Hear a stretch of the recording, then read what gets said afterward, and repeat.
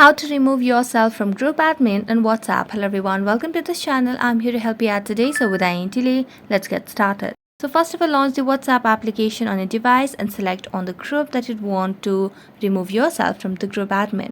Now select on the group name at the top of the screen. Now scroll down and you can see all the group members. So what you can simply do over here is you can simply tap on the option of group permissions over here. So let's tap on group permissions.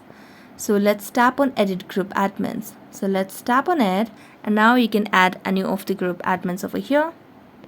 Tap on the check mark. Now here you can see there are two group admins over here. So let's tap on it, and if you want to remove yourself, there is no other possible way. You'll have to either remove the group over here or you have to delete the group, but there's no option of removing yourself from group admin. Let's tap on the group permissions option over here, and we still do not have any other option. So this is how it is.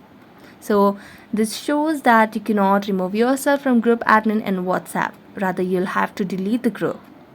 So that's it. Thank you so much for watching this video. See you next time.